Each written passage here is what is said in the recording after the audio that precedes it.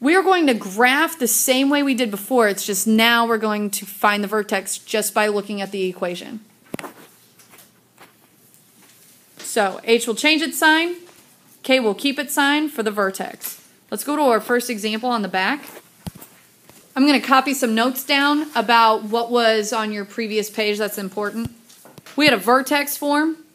I talked about how A has the same rule that the standard form had. If A is positive or it's bigger than 0, we're going to be opening up. If it's negative or less than 0, we're going to be opening down. But the piece of information about the vertex is going to switch the sign of whatever's in parentheses for the x-coordinate, and we're going to keep the sign of whatever's hanging out here as the y-coordinate. I'm going to go through the same steps as before with the standard form. It's just when we find our vertex, no more formula. No more formula. We're just looking at the equation. So what is in the H position? The H position is positive 2, but notice how going from the equation to the vertex, I'm going to have to change the sign. So if it was negative 2, I'd switch it to positive. If it's positive 2 in the equation, I'm going to switch it to negative 2 in the vertex. Whatever's inside parentheses being squared, I'm changing its sign for the x-coordinate. So negative 2 is going to be my vertex x-coordinate. And whatever's in the equation, in this position, I'm going to keep its sign. Notice how it's negative 3 here, so I'm going to keep its sign. My vertex from this equation alone is negative 2, negative 3. I plot the point, and let's put a V by it.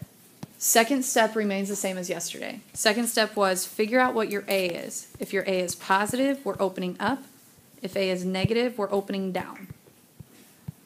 The thing is what is in our A position? I don't even have a number there. Since it's a positive 1, 1 is bigger than 0, so this parabola will be opening up. Third step is identifying where your axis of symmetry is, or your line of reflection. Axis of symmetry runs through, it's a vertical line through your vertex, so it's whatever the x-coordinate is from your vertex. X equals negative 2. Let's draw a vertical line going through that vertex. I keep it dashed because it's invisible. It's like an invisible line. You're going to have to pick another x-coordinate, and it can't be negative 2 because we already had negative 2 as an x-coordinate. So you have to pick. I heard negative 1. We could also do negative 3. I'm going to pick a point on this side just because we haven't done that yet. So if we tried negative 3, from the original equation, you're going to get negative 1, and then you're going to square it, and then subtract 3. We're looking at an output of negative 2. So when I plugged in negative 3, I got an output of negative 2.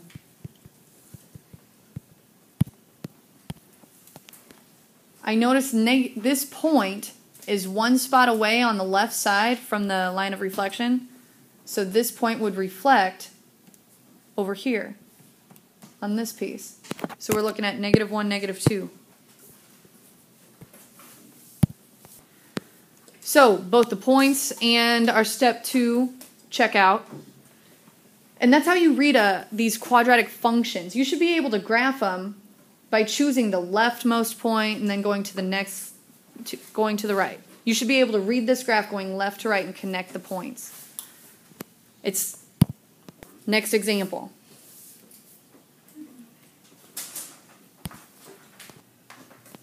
So after writing the vertex form below, first step in graphing a parabola will be to find its vertex.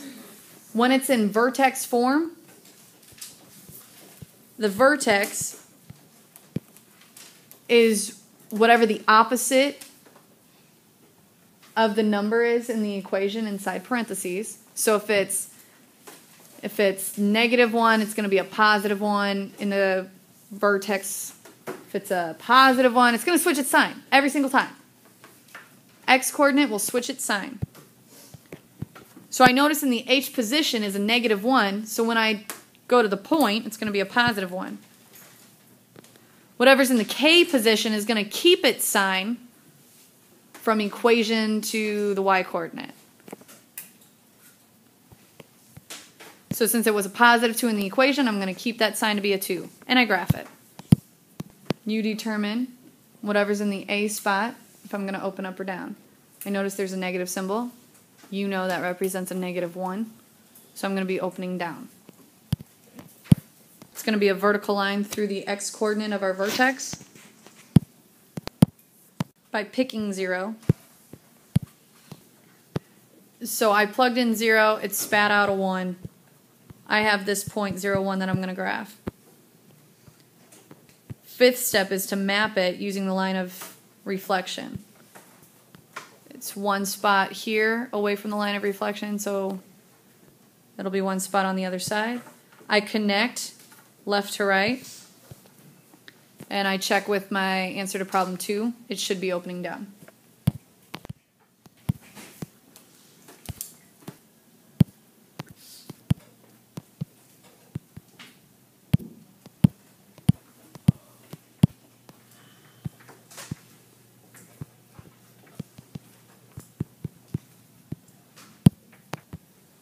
I may have picked a different point than you to plug in. I may have picked a different x-coordinate. And I want to go over this step 5. Step 5 talks about wherever this point is that you just graphed, you're going to map it on the other side of the line of reflection. So notice how this one actually has a spot 2, or it's 2 spots away from the line of reflection, so it's going to be mapped 2 spots away on the other side. Most of you probably got these points, which is okay. Woo, that looked terrible. So mine's just extended more. So let's go to the next form that we're going to see. Next form we see is an intercept form. We see this form and it's like, what do we do with it? When I have it in factored form or in this vertex form, I'm actually going to find the intercepts first. So let's find the intercepts. Find the x-intercepts.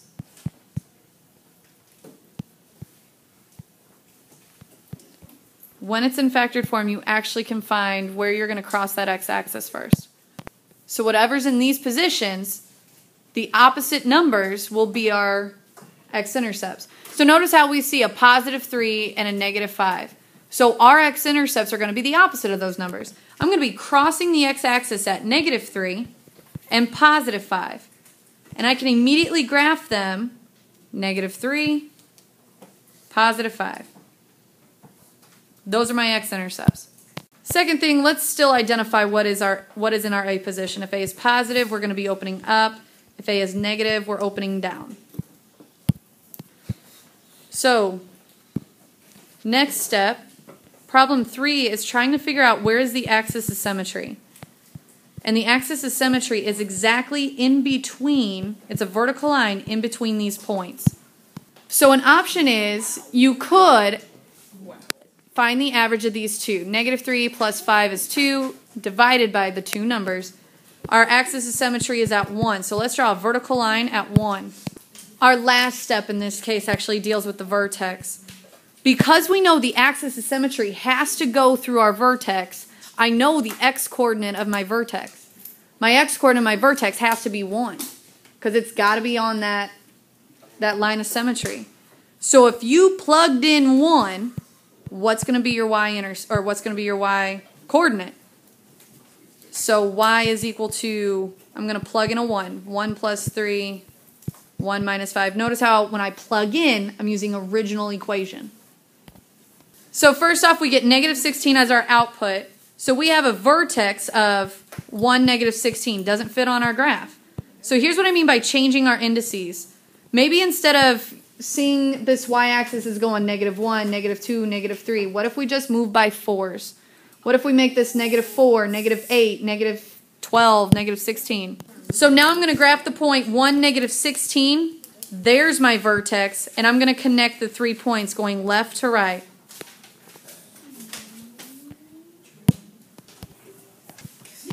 I'm going to make sure I graph those. -1. When you plug in -1, so when we plug it back in, we get -1, +4. I connect the points left to right and check it with the information I had for 2. I am pointing down. I graphed it correctly. Yesterday you were assigned just 21 and 23, and we're going to address those right away if you still have questions on them. But you have the rest of this problem set. The 27 and 29 deal with your vertex form. 33, 35 deal with intercept form.